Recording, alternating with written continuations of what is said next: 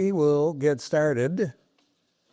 I was just telling Maya that the dean of the law school is very adamant about starting at 12:15 for a 12:15 program, and it's 12:15. I feel a little bit like we're playing second fiddle here today to the dogs in the lobby, which are, this is something we do before exam periods, comfort dogs, and they go around the whole campus. So if you're feeling a little stressed by the subject here or anything else, you're welcome to stop by the dogs. They'll be there till 2 o'clock, I believe. And I might add, Bud Selig, the retired commissioner of baseball, was talking to sports law students upstairs. So we got lots going on in the building today. But I'm very pleased to say that one of those things, and here in our featured room, is a session on this hugely important and hot subject of reading. We have made, in the last 15 years or so, education a priority for our public policy programs. And that means we're focusing currently on reading. We've got the session today, which I will get to in a moment. And I would add that on December 2nd, we'll have kind of part two of the current set of programs. Part two will be about Act 20, the reading law in Wisconsin. We'll have the main author, Representative Joel Kitchens here, the head of the DPI reading office, the head of the MPS reading office, and other people taking part. And so you're welcome to stay tuned for that and to join us then. But part one is of great importance also and gets too little attention, which is basically preschool up to age 6 or so. I should say I'm Alan Borsuk. I'm a increasingly senior fellow here.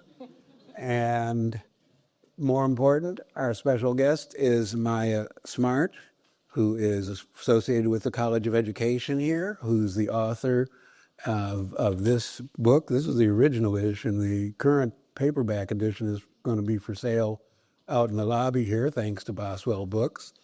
Reading for Our Lives, a literacy action plan from birth to 6. So I'm very pleased to welcome Maya here and to welcome all of you. We have people here who are really concerned and active in the whole subject of reading, and I'm always inclined to say the more attention it gets, I hope the more momentum the subject will gain. So let's begin with basically a chance for you to make shall we say, an opening statement. What's the emphasis in the law, the emphasis in the 40 states or so that have passed laws on reading in the last several years, the whole science of reading and reform, which we'll talk about. The emphasis is on school-age kids. I bet you think preschool is important. I do. Well, first I'll say that schools absolutely have the greatest obligation and opportunity to teach kids phonics and reading in those years. So I'll start there. But I'll also say that as parents, as community members, as citizens, we have a responsibility to have kids enter school ready to learn.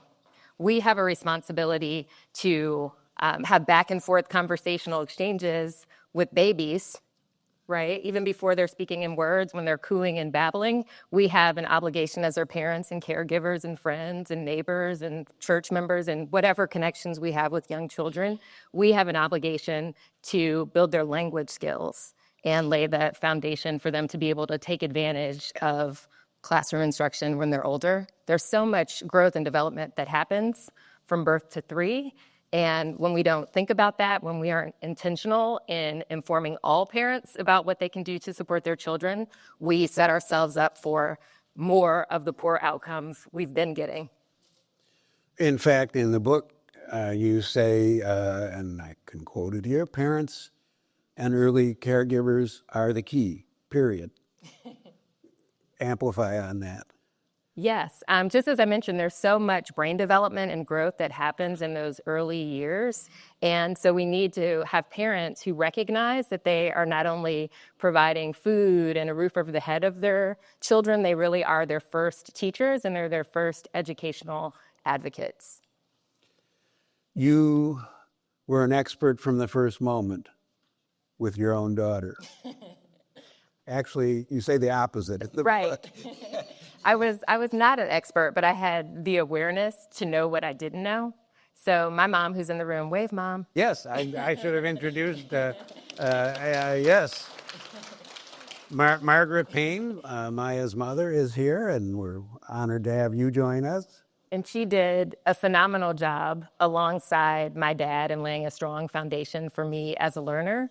So my earliest memories that are reading related were of me reading, not of me being read to, not of me being taught to read, not of me struggling with text. So I felt like that put me at a disadvantage with my daughter. It didn't put me at a disadvantage, but I felt that because I couldn't remember how I was taught, I didn't know exactly what to do to help her. At the same time, we were living in Richmond, Virginia. There were a number of news articles, not unlike the ones that you've written, describing terrible reading achievement results for kids in that time and place at Richmond, Virginia. Vast reading achievement disparities between Black children and white children, children from higher socioeconomic homes, children from lower socioeconomic homes. So just with me as a parent, it didn't sit well with me that kids were being labeled behind at kindergarten, and that those differences and disparities were persisting over time. There wasn't anything significant being done to ensure that the kids who struggled in first grade weren't still struggling in fourth and eighth and 12th and all of these different points. So it seemed to me that if there were things that kids needed to be able to know or do prior to kindergarten, that it ought to be, there ought to be a major effort to inform parents about what those things were. And so my background is in journalism, so I just asked a lot of questions. Don't tell me your problems.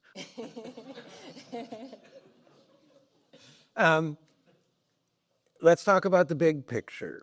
There's this national surge of interest in reading, of reading legislation and initiatives built around the science of reading, as it's called.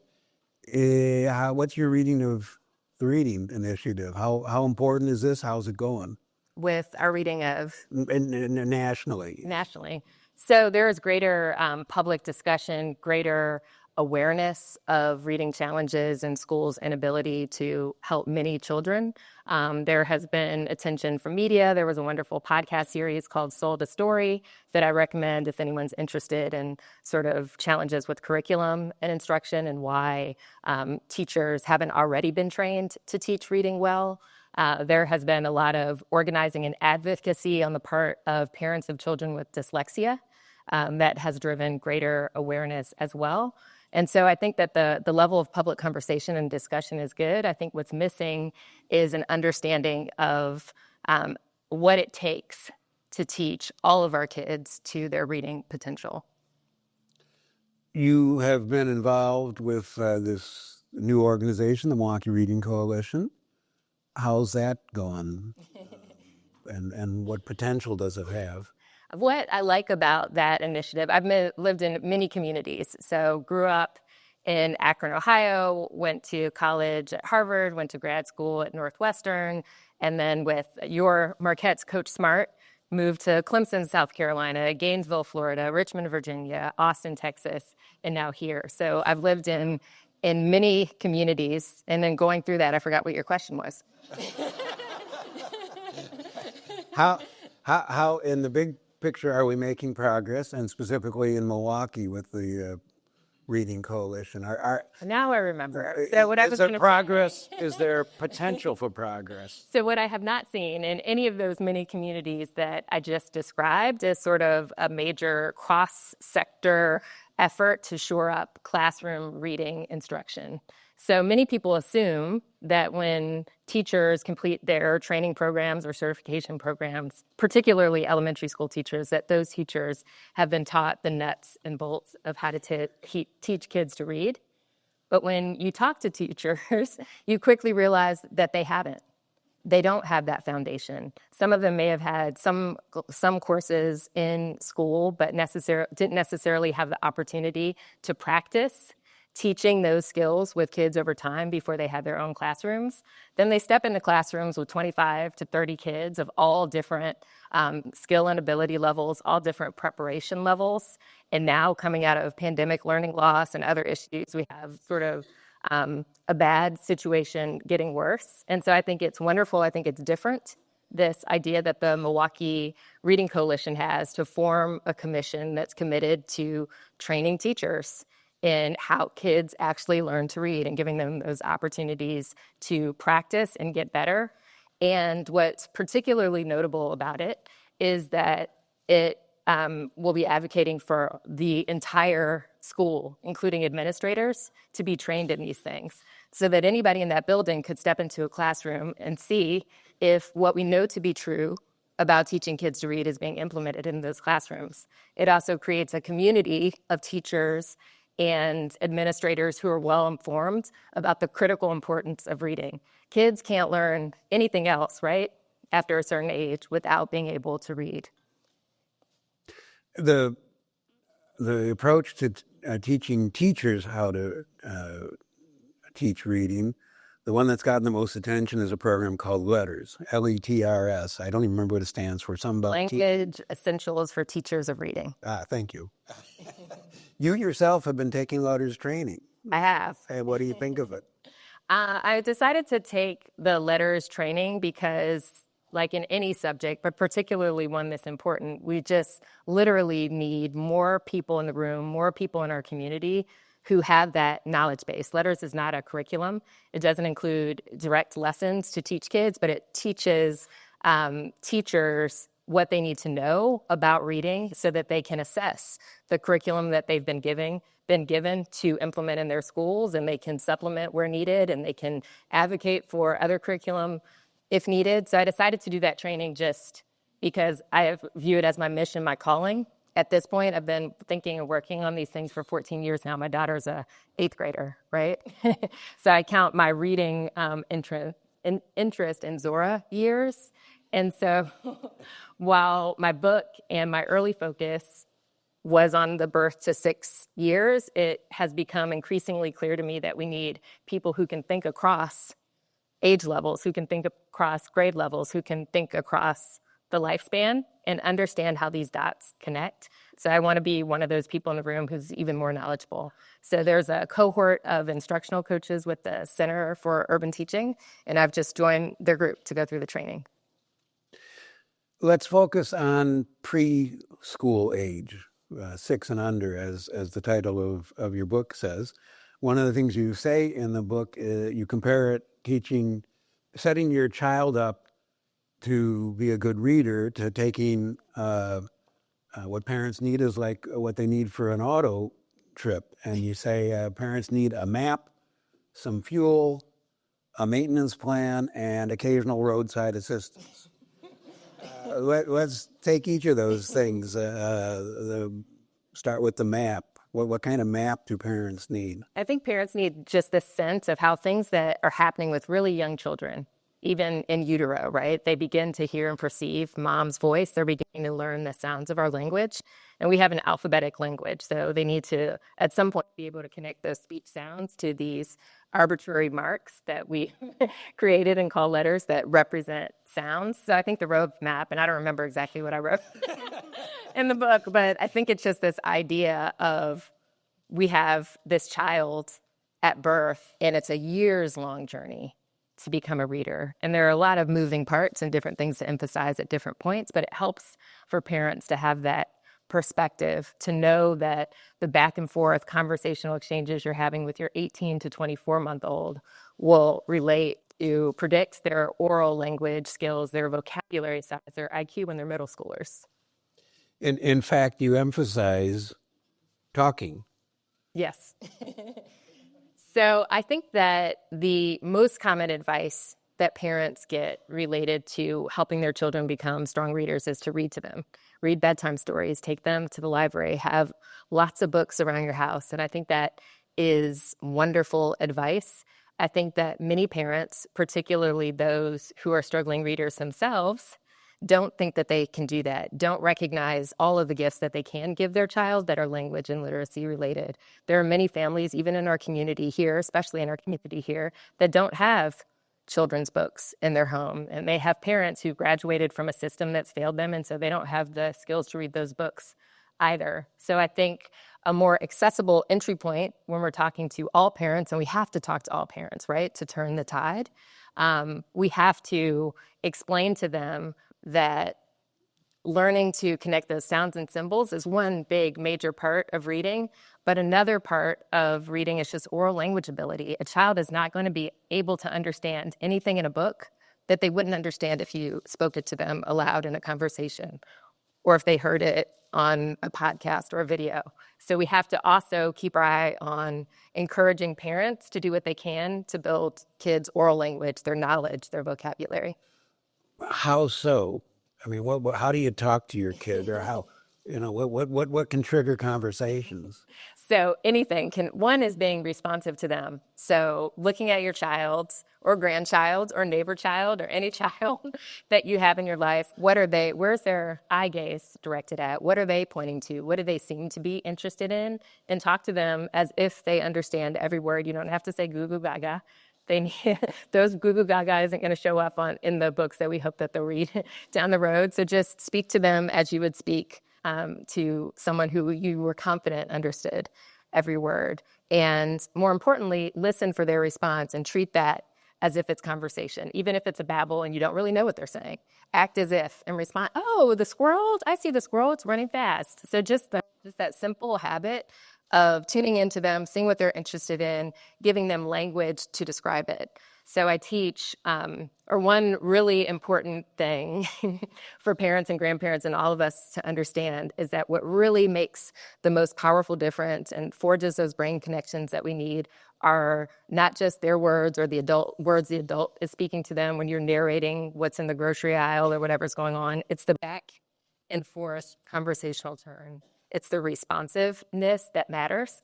And we know that from tons of data that have been collected through little devices about the size of a pager, created by the Lena Foundation in Boulder, Colorado. And they measure the child's natural language environment. And the device is so sophisticated. Some people call it like a talk pedometer because it's counting words. It's not analyzing what parents are saying, or else I don't think many would sign up to be recorded all day. But it counts the little one's words, it counts the adult's words, and it counts the back and forth. And the back and forth is what has been correlated with all of these wonderful things that we hope to see down the road. So I teach a TALK acronym. You all can learn it and share this with all the little ones in your life, or with the parents, caregivers of the little ones. But it stands for take turns, ask questions, label and point, and keep the conversation going. So taking turns is just what we talk about. They say something, you respond within 5 seconds. They say something, you respond within 5 seconds. The ask questions part is really powerful because it, one, prompts turn taking, but also because it creates that space for them to think and respond and engage. And then the L, to answer your question about what can you talk about? You can talk about anything. So just encourage people when you're tired, it's at the end of the day, you've been working, you've been attending talks like this, you've been driving through traffic and you're tired and don't know what to say to the little one. Point to anything in your environment and you can describe that. You can describe its color, its texture, its function, what it's like, what it's not like, how it's used. So, oh, this is blue, it's smooth. We provide language nutrition for kids. We give them the words that describe the world, and it's an overlooked, really powerful lesson that anyone can give. And then the K is just for keeping the conversation going, making it a point of emphasis to talk as long as you can. And I know that's not easy. Some of you, this is the most talking I do in settings like this. I'm a deeply introverted, quiet person. So that's not something I can say that I excelled at with my little one. Luckily, she has a talkative grandma, talkative dad, talkative other people. But some of the parents that you'll encounter think children are to be seen and not heard. so they're not talking for that reason. Some of the parents you may encounter just may be quiet. Some think, oh, well, I don't need to talk until they're talking in words that I understand. But the parent, you're modeling, you're teaching, you're introducing them to the language. So it has to start with you. I mean, there's been research that, and the number's always been disputed, that higher income kids or kids from homes where the parents had higher educational attainment themselves hear like 20 million words more by the time the child's 5 than kids from homes where they're not talking like that. Do you subscribe to that? You agree with that? So that research was conducted actually with researchers sitting in people's homes, recording them, and then taking it back to campus in the lab and analyzing all this. And it would take them like years to analyze all these like old school recordings. But imagine, would your conversation habits with your little ones change if there were 2 grad students in the corner recording you? So there were some flaws in that research. I think the general principle that higher income kids get more words still hold, but that is exactly why that Lena device was created, to actually count and see. Nonetheless, the general point, I take it, you would regard as valid, that when young kids are in environments where there's a lot of conversation, they benefit. Absolutely. And so I encourage parents. I remember looking for preschools for my daughter. She went to a Montessori school in Richmond, Virginia. And I remember looking at multiple places, Montessori and other learning philosophies. And I was looking for cleanliness. I was looking for safety. I was looking at, did the teacher sort of seem like they knew what they were doing? I didn't really have any detailed criteria at that point, but I did not, and I encourage anyone who's in the hunt for a preschool or child care center, whether it's a formal center or in-home, listen. It's not just what you're looking for, it's what you're listening for. Is that caregiver? Is that teacher? Are the assistants in the room? Are they having conversation with the kids in the space? Are they introducing vocabulary? Are they engaging the kids enough to get the kids to coo and babble and speak to them? And what we know, again, from the research from child care centers where all the kids in the classroom have worn these talk pedometers, each of those kids is having a different language experience. Some of those kids are getting way more back and forth conversational exchanges than others. Why? Sometimes behavior issues. The challenging kids are getting more words. The challenging kids have more to say, right? So there are all different kinds of reasons. Sometimes kids who haven't been spoken to much at home don't have the habit of talking when they're in that setting with all these other kids.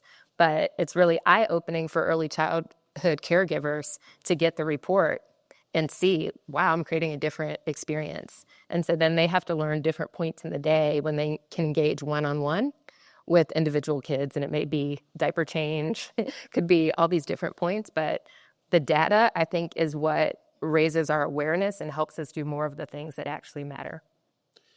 I was very much of a goodnight moon parent when my kids were that age. Read it, I'm guessing 3,000 times to various of our kids. I also think Horton Years of Who is the greatest book ever written. Well, at least it's up high on the list.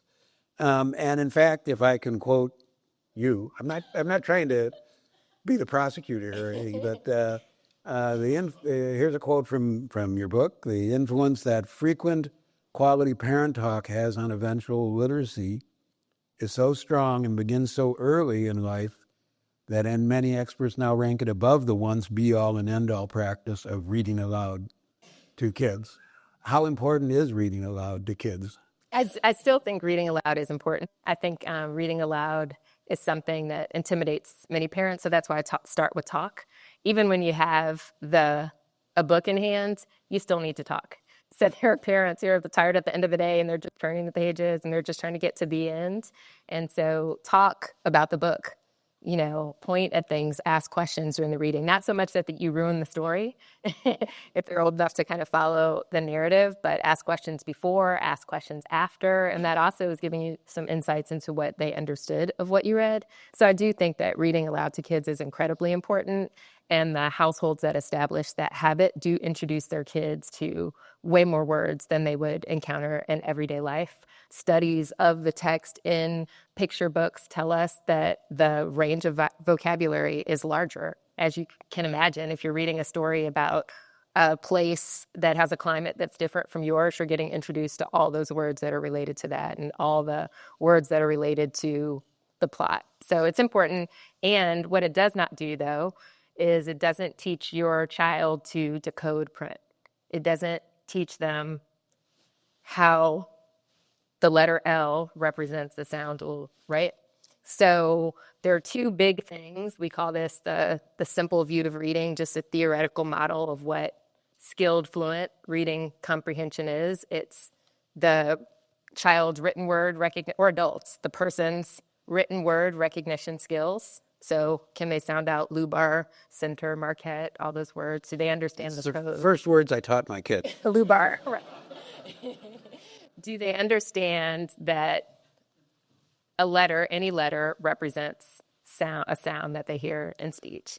And then the other big bucket of reading in this model is their oral language abilities. What would they understand if you spoke it to them? And so they need both. What books do, what picture book reading builds, is the knowledge and the word bank and all of that. It features that. It builds that side of the equation that contributes to reading comprehension. When, as a child gets to, say, 3, 4, or 5 years old, should a parent be teaching that letter sound, phonics kind of stuff? I think by the time they're 2 or 3, you should definitely be talking about letters. So is there an exit sign in here? That's letter E. E says eh, like an exit, or egg, or elephant.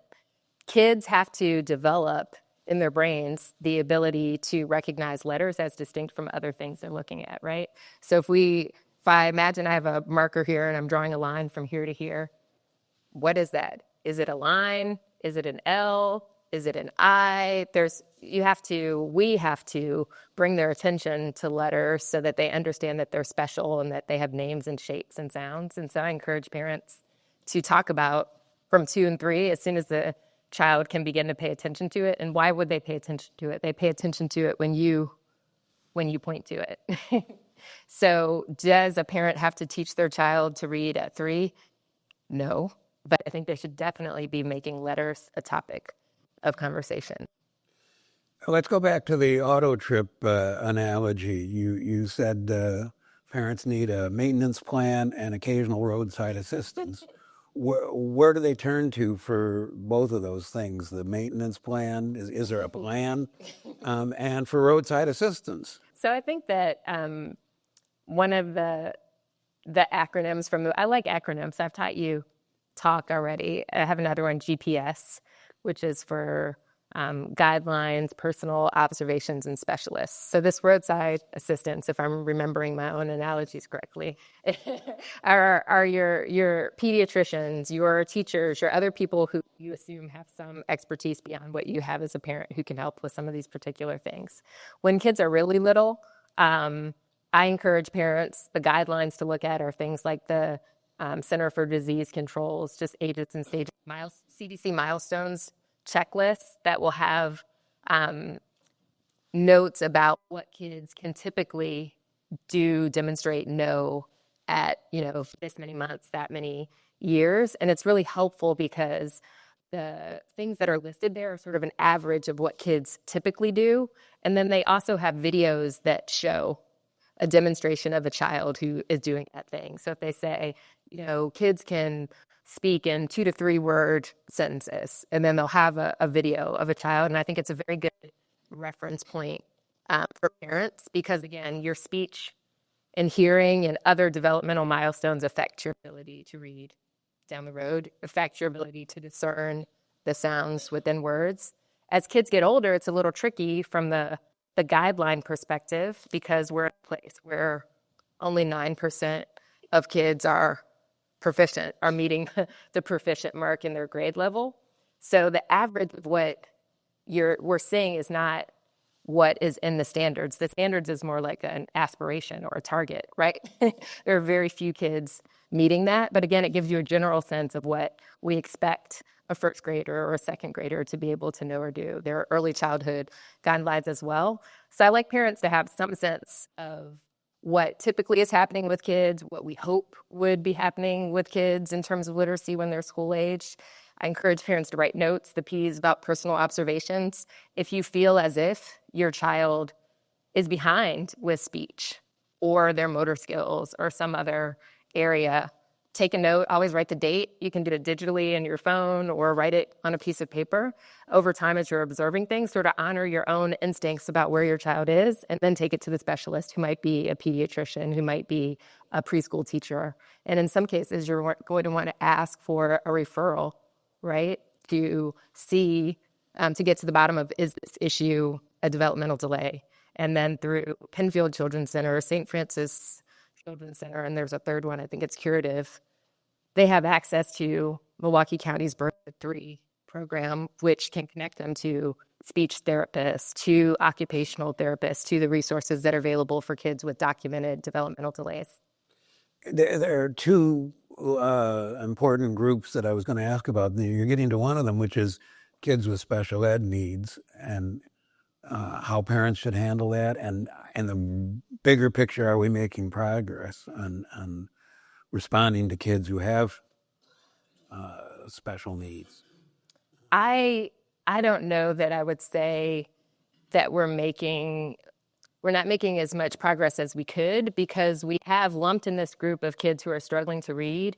We have kids with actual developmental challenges, kids with actual reading disabilities, and then we have other kids who are just suffering from instructional disabilities, right? They haven't been taught. They didn't have parents who knew to do the things that I've listed in this book or that I talk about in workshops. So we have this mass of kids with challenges, and like the best way, if they're provided high quality instruction, if they've had access to high quality early child care, if they've had a parent who knew to be responsive and to talk to them and point out letters and all these things, then we can sort of weed out the kid, you know what I mean? But now we have a bunch of kids presenting as if they have significant problems. And some may, like if we look at what the typical numbers of things are, like research will say, there's 2 to 5% of kids who, due to a significant challenge or cognitive disability, can't be taught to read. So there is some percentage that can't be taught.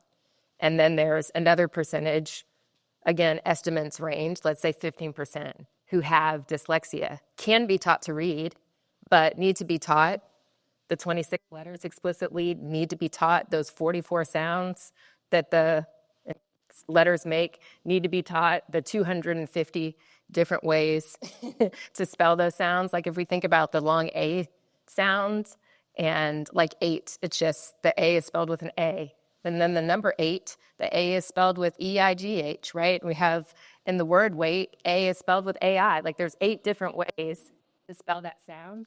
Some kids will need to be taught every single one of those ways, but there are a number of kids who, if they had, I believe, if they had the foundation prior to school, they wouldn't need all that. And so we have to get to a point where we get kids arriving in kindergarten where they can take advantage of the kindergarten instruction that they're given, that schools are designed to give. Classroom teachers are not prepared, equipped in any way to teach 25 kids across, who are presenting at this level, that level.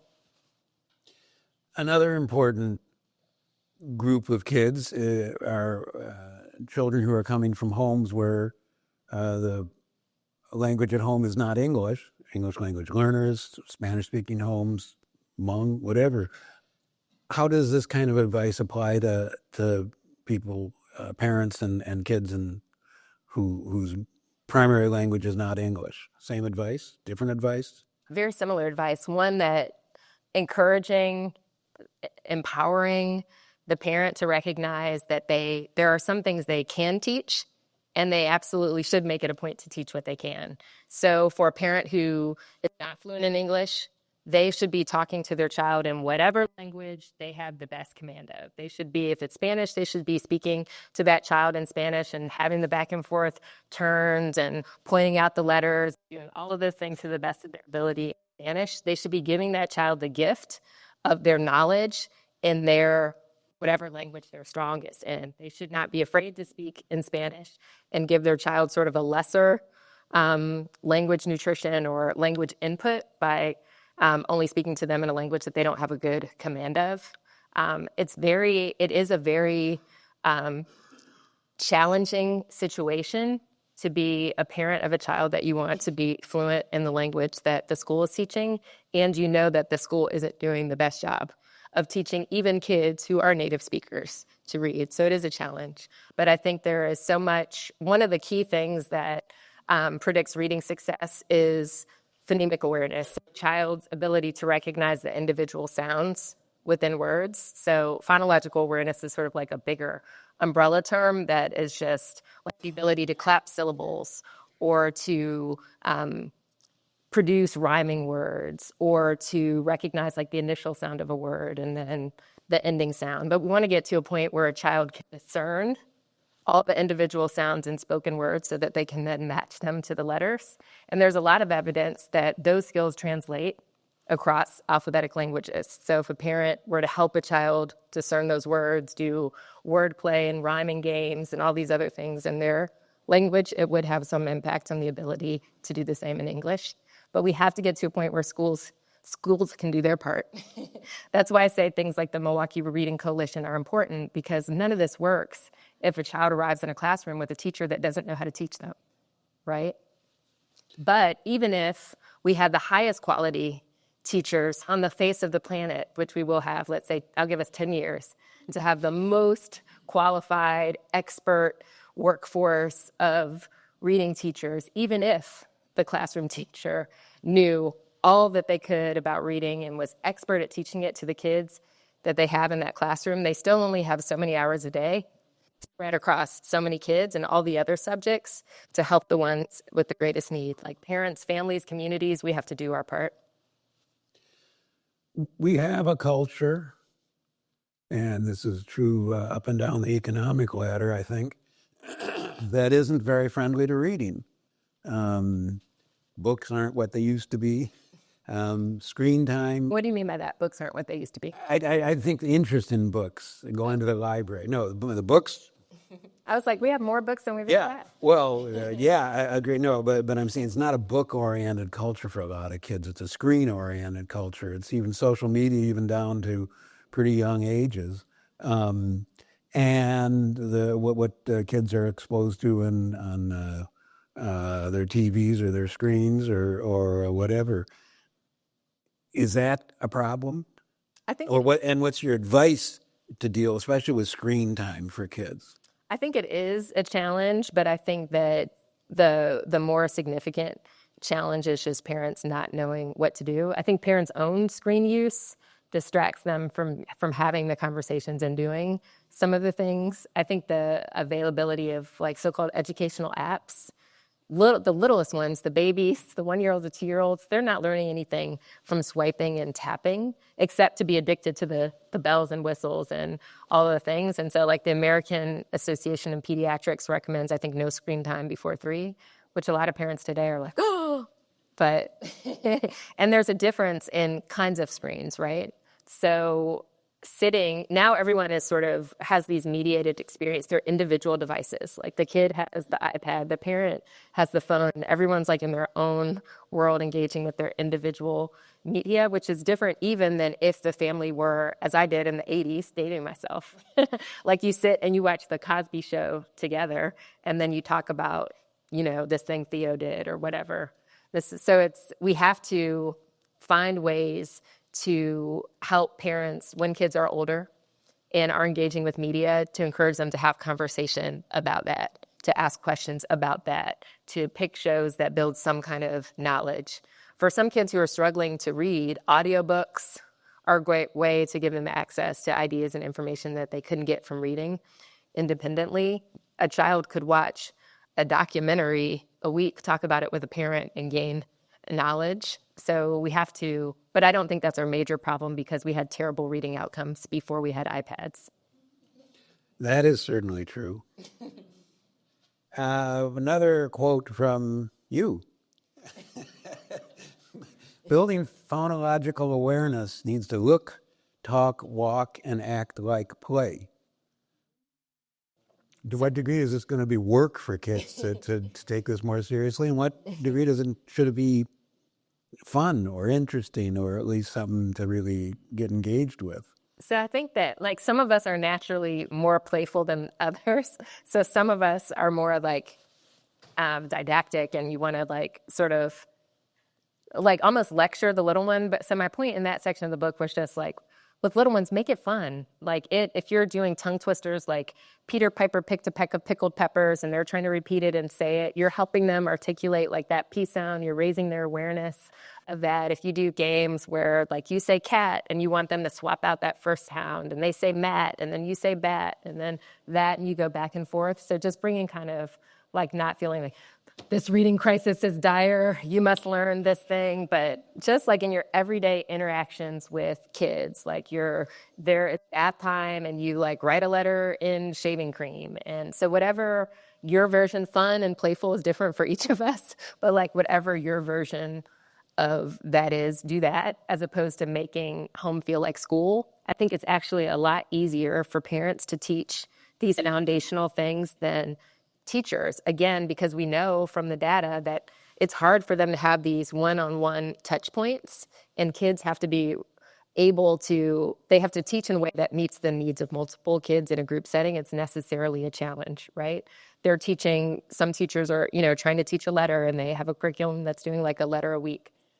You could spend weeks, one child may already know the letters they're teaching, right? So as a parent, it's much easier for you to know, I know Zora knows Z because that's the first letter of her name and we have it on her lunchbox and it's on labels and we've made a big deal out of it and we've had her write it. It's much easier for a parent to teach letters, letter sounds. And we know also from the research that kids who enter kindergarten knowing, X number of uppercase or lower case letters are much more likely to be readers. There are kids who the language, one interesting study was just talking about the language of the classroom in kindergarten and a teacher giving a lesson from whatever their curriculum is, and they're talking about the letter C.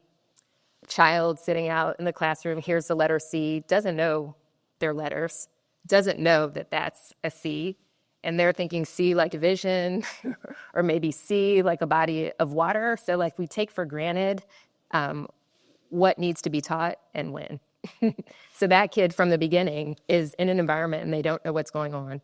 And that is why the reading challenges persist. When we think about COVID and kids who were out of school altogether, a couple of the challenges are that it's just we didn't create any kind of system for catching people up. Like we didn't replace those hours. We didn't make a longer school day or a longer school year.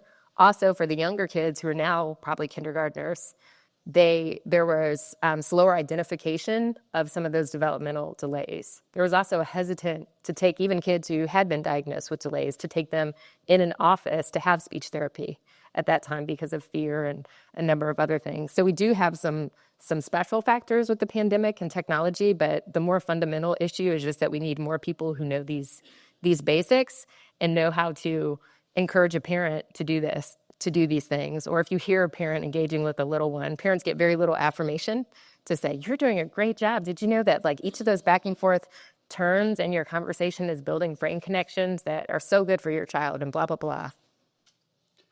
I have read research that says basically the gaps that are there all through kindergarten through 12th grade are really there in pretty strong form the minute a kid walks into kindergarten, that you can see some kids, they know their letters, they know their colors, they know the days of the week, and they're just ready to, and they know social skills also, how to sit and listen and whatever. And other kids don't, and that these gaps emphasize the need to do stuff before they reach that kindergarten level. And once they're in kindergarten, even outside of school. So we have some kids, like if we think about like that equation, like your written word recognition times your oral language ability equals your reading comprehension, that's at like every grade level. So if you have a kindergarten level text, if they're, reading cat and hat or something, the vocabulary in cat and hat, those are, I think there are very few words and they're simple, right? But the level of text that we're asking kids to comprehend is only getting larger and larger, more complex and multisyllabic words. And so initially, when we're measuring kids' reading comprehension, those first 2, let's say 3 years of school, that's one thing. But then after they learn to decode, let's say they can sound out Lubar Center and Marquette Law and all these other things, they still have to know what those words mean. They still have to have context for all of those things. So some kids, they can decode the words eventually. Maybe it's not till 5th grade or 6th grade or 7th grade. They do not know. They're unable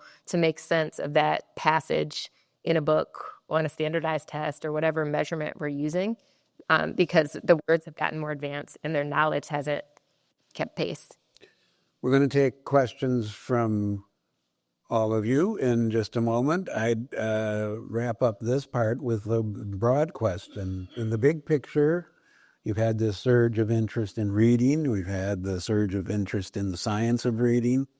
The Mississippi law goes back to 2013, I believe, but especially in the last 4 or 5 years. Is this good? The legislation? The whole initiative, the whole sense of increased interest in this, and will it pay off?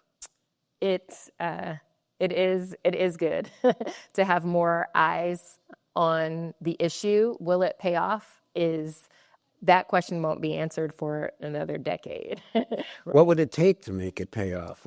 I think it would take, for sure, the shoring up classroom instruction so that every child who enters kindergarten, let's just narrow our obsession to Milwaukee, making sure that every single child who enters a kindergarten classroom in Milwaukee is greeted by a teacher who knows how to teach reading. I think teaching reading is the most important thing in elementary school, right? I think it's criminal for sure to I think it's criminal for sure for kids to be in school for 13 years and graduate as a 12th grader and not be able to read, right? So for sure, we have to address classroom instruction. Additionally, we have to, even the best classroom instruction will not meet the needs of every child. Additionally, I think we have to invest in high dosage tutoring, also by people who know what they're doing. So there are many programs that do good work with volunteer tutors. I think we have to, when you only have 9% of your students who are reading at a proficient level, you have to do everything at a higher level, including your tutors also have to be able, your tutors are meeting the kids with greater needs. They need even greater skills. So I think we need classroom instruction.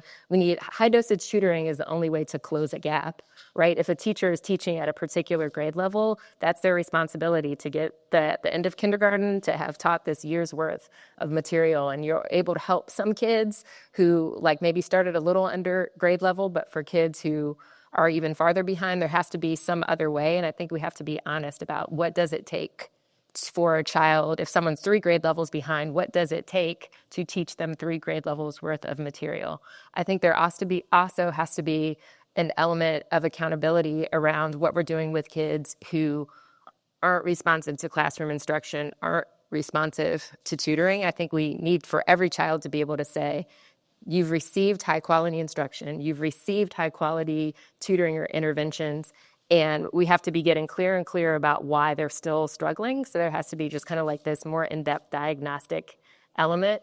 But even before kids get to school, I think that every parent needs to know how they can help, because it's just so much easier for the parent that all of that knowledge and content that kids need to thrive and read grade level text as they get into high school, all of that knowledge can't be introduced only in the school day. So I think we just have to be a little more sophisticated as a community about how we build kids' knowledge through after-school programs, through summer programs, through churches, right? So we're all responsible. So there's a lot of a lot of different things happening, but I think that it's a mistake if we think that this is a school-based problem. I think it's a mistake if we aren't vigilant about making sure that kids who have developmental delays are identified early and given the support that they need.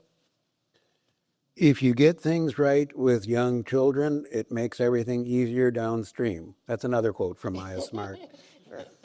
Let's take some questions from the audience. The first thing I want to say, though, Hillary Du Bois is coming around with a microphone, and I want to digress just to say how people don't realize how important Hillary is to making these programs happen. So thank you to her for helping in a big way to set up this event and so many here. Okay, take it away. I believe 100%. Yeah. I believe 100% that early intervention is critical. How do we reach the parents? How can we get either through, I'm not sure, some parents don't know how to read, some are single parents, some are having kids at 16, et cetera, et cetera. How can we reach the new mothers and help them understand how important it is, teach them to read if they needed to be taught how to read, teach them how to work with their children? To me, that's critical. If we don't do that, they're not going to enter kindergarten. I was in education for 30 years, and I've seen it happen. So how can we do that?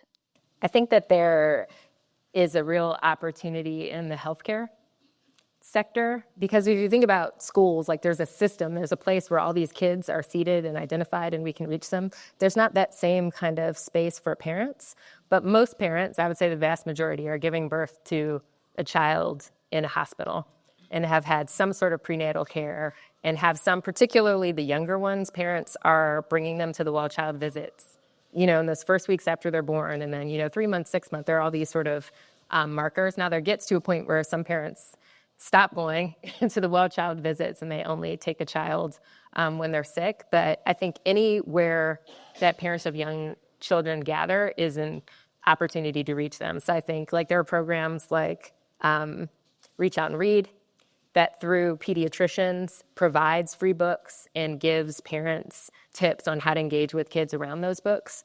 But that may just be, they may see a patient once a year. So it really parents have to hear these messages in surround sound. So, grocery stores, anyone with a business, if you have a business with a sign and you have a name with a letter, let's say you own Valvoline and there are kids in your waiting room, how can you ensure that every kid that leaves Valvoline knows that V says V and, it's made with this long line and that long line? I really think it has to be anyone who has any touch point with a parent or a child has to kind of take personal responsibility for doing what you can. So what I'm doing I started earlier this year what I'm calling a Reading for Our Lives campaign, where I've partnered with a number of organizations, and some have representatives in here, but the initial groups are St. Francis Children's Center, Penfield Children's Center, Boys and Girls Clubs, Big Brother, Big Sister, and Black Child Development Institute. And so they already have ongoing touch points with parents. So a St. Francis Center has home visitors who are regularly going into homes to help kids with developmental challenges. So we're getting copies of the book to the parents through this trusted person that they already have a relationship who sees them multiple times. And then I'm offering just virtual, essentially almost like office hours, where the parent or the professionals can call in and ask their questions about reading. So there are a number of other, so that's sort of my new thing that I'm testing this year through those organizations. But I think that giving the book kind of isn't enough for the parent who themselves isn't a great reader. There's also an audiobook available to people. So I'll have the QR code for Milwaukee Public Library so people can access it that way. But I want to be sort of a messenger. And so I'm doing more and more working with people who are already working with parents. I'm a volunteer tutor in a fifth grade classroom, and right now I'm working with two young ladies who are not really even at first grade reading level. Are there any book series that are designed that have a subject that might be of more interest to a 10 or 11-year-old, but they're very easy readers? These girls are just kind of insulted by, the books that tend to be out there for early reading skills. It is a challenge. The older kids get, the less able they are to read material like at their age or grade or their interest level. There are so the kind of books that a fifth grader who's reading at a first grade level needs are books where they can feel successful reading it. And so those are decodable readers, which are books where you've taught them a specific set of letter sound correspondences, and the words in that book only have those combinations of letters and sounds. And so it is, MAT, SAT, and, simpler things. There are, if you Google high interest decodable readers, you might be able to find some more for older kids. And there are also those books, like they have, the simple illustrations and like they're just not engaging. There's one called, I'm blanking on the name, but if you email me at maya@mayasmart.com, I'll send you the link. But there's some that feature like more diverse characters, kids of different cultural backgrounds, and some with, one's in a wheelchair, one has this challenge or the other thing. So there are some attempts, but a lot, to your point, are boring. I don't know if this is helpful at all, but I know High Noon books are decodables that are geared toward older kids. Anyway. We have our Milwaukee Public Library representatives. I had a question about what the research says that caregivers should do, if anything, differently if their child has a learning difference, like, if there are developmental language disorder or autism. Is the language input the same? Should they still be narrating as much, or should that input be less?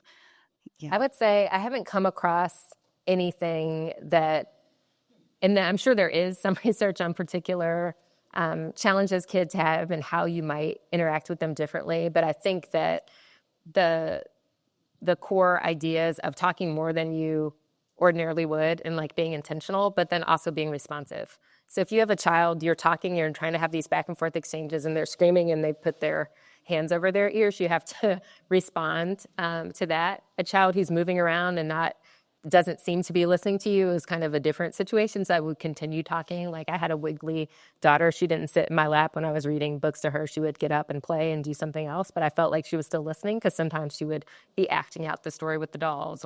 So I say all parents talk, ask questions, describe your environment. And those things age well with kids too. Like I still do this with the 14-year-olds to remind me to listen and not lecture. And I might be like labeling or talking about, and when I say label, to clarify, I don't mean like printing out a label and sticking it, labeling things in your house, but just giving words for things in your environment. But I'll point to a billboard and say, what do you think that marketer is trying to communicate?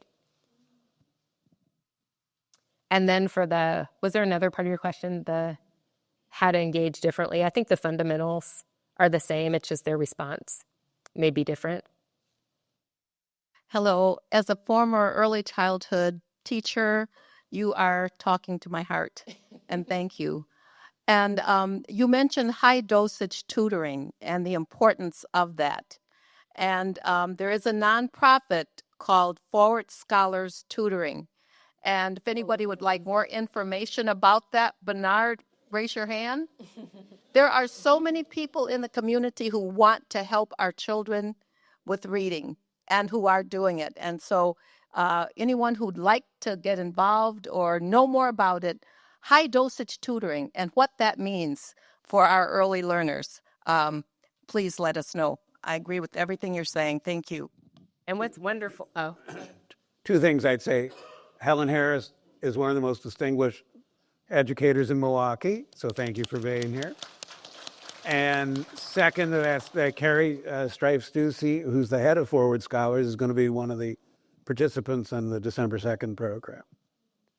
That's a wonderful, I didn't talk much about my journey to writing the book, but as I mentioned, I haven't been a teacher. All of this is from a parent perspective. So I took a Foundations of Reading Instruction course at the University of Virginia, but then I also just did a ton of volunteering. So Forward Scholar volunteers are in schools working with real children, and then you see for yourself what the challenges are. You see for yourself how they respond and don't respond to the lessons, but you also see how they respond to you, and sometimes having just another person in their lives who's focused, who cares about their development, their reading, their education is really powerful too. Even the reading instruction piece aside, just those relationships and more people being engaged in our schools is really powerful.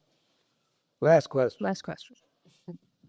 Hello, I'm a reading specialist of over 40 years. I appreciate your focus on developing oral language for our young children with parents. But I will push back a little bit about making a statement that teachers don't know how to teach reading. I, during that time, spent a lot of time across the state teaching teachers how to teach reading and also with young children. My question is this: how do we deal with the systemic issue of, number one, our change in teacher licensure, which it used to be K2, 3-6, and then 7-12, to now teaching in the same amount of time at the university, K-12. That's very difficult in the same amount of time. And also the teacher exodus. In the journal, it states that there's a 20% increase in emergency teacher licensures since the 2021-22 school year. I think those two things significantly impact teachers teaching reading.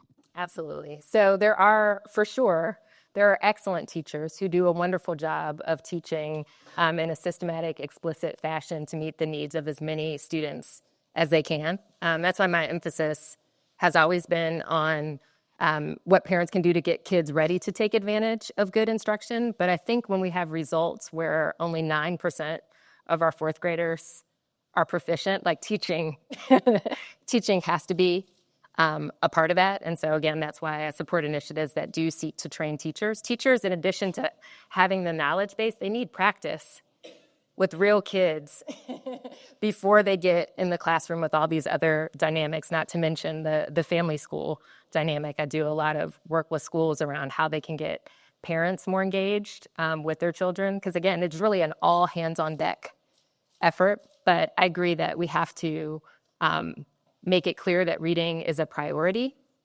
in teacher training and teacher education. Reading is a priority in schools, and we have to create communities of teachers who have support to continue learning and growing. It's not like you learn it when you're in college and then are able to implement it well with every child you see for the rest of your career. There are new developments, new techniques, there's new curriculum, and so it's a matter of training people well in the first place and then supporting them over time.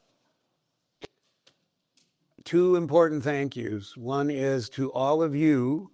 You are here because you care about this subject, and I bet almost all of you are here because you've been involved in this in the past, in the present, and will be in the future. So applause to you for all you're doing. Second thank you is obviously to Maya Smart for being here and sharing your thoughts, and also for her long-term commitment, past, present, and future, to doing something about this hugely important issue. And third thing to say is that Maya's book, this is an old copy. The paperback edition has a nicer cover, you might argue, and has some updating in it. And the book will be for sale here, thanks to Boswell, right outside, and Maya will be autographing copies. And then to add, again, a plug, December 2nd, same time, same location, we will be having a session more specifically on Act 20 and how it's going and what needs to be done. I think there's reasons to be concerned about how it's going and reasons to be encouraged by how it's going.